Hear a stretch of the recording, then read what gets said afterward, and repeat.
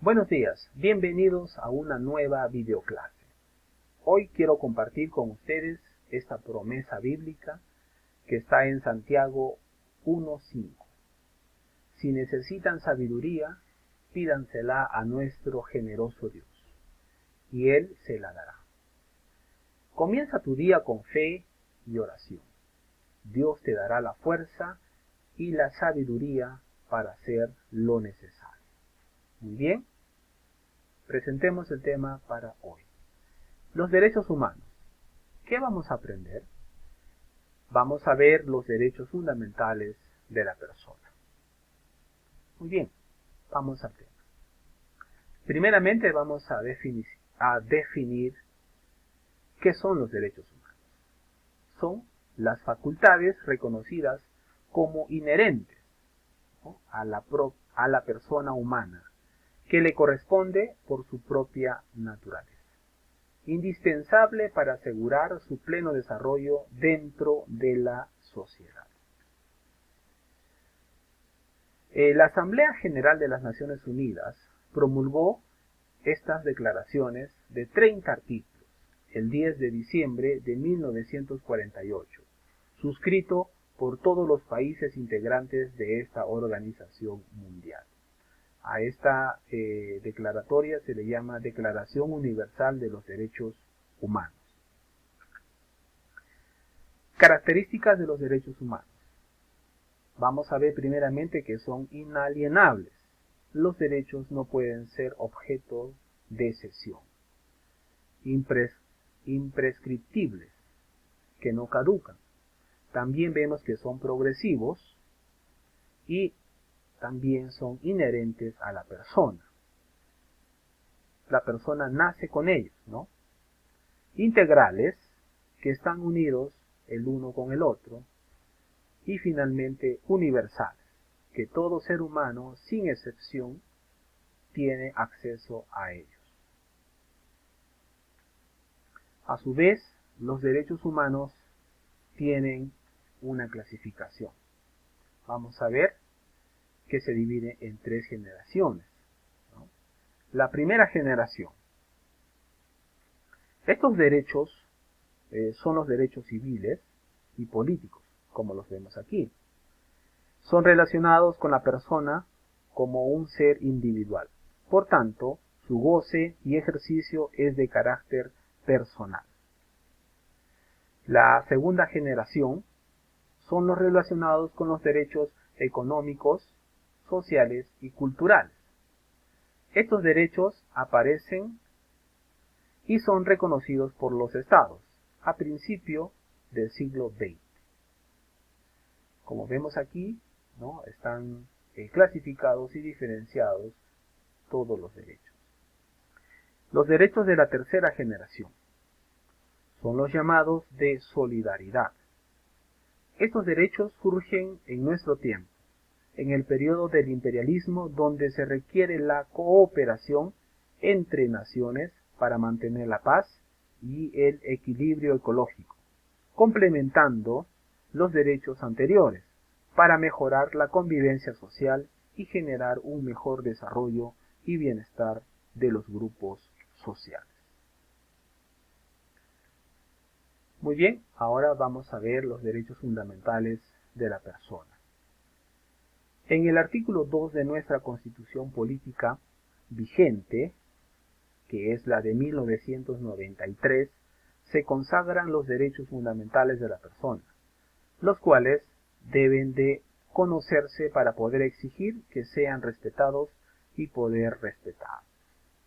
Toda persona tiene derecho a, como podemos ver, ¿no?, a la vida, a no ser discriminado, a la libertad de conciencia y de religión, a la libertad de información, opinión, expresión y difusión del pensamiento, a los servicios informáticos públicos o privados, al honor y a la buena reputación, a la intimidad personal familiar, a la libertad de creación intelectual o artística, a la inviolabilidad del domicilio. También tiene derecho al secreto y a la inviolabilidad de sus comunicaciones, a transitar por el territorio nacional, a reunirse pacíficamente sin armas, a asociarse y a constituir fundaciones. También la Constitución marca que tiene derecho a contratar con fines lícitos, a la propiedad y a la herencia, a participar en forma individual o asociada en la vida política, económica, social y cultural de la nación, a mantener reservas sobre sus convicciones políticas, filosóficas o religiosas, también a su identidad étnica y cultural, a su nacionalidad y a la legítima defensa, como también a la libertad y seguridad personal. Muy bien, entonces estos derechos están enmarcados en el artículo 2 de nuestra Constitución. Asimismo, podemos ver también instrumentos internacionales que protegen los derechos humanos, ¿no? El Perú ha firmado, junto con otros países, documentos que protegen los derechos humanos. Por ejemplo, la Declaración Universal de los Derechos Humanos, la Declaración de los Derechos del Niño, la Convención de los Derechos Políticos de la Mujer, la Convención Americana sobre Derechos Humanos, ¿no? Es el Pacto de San José.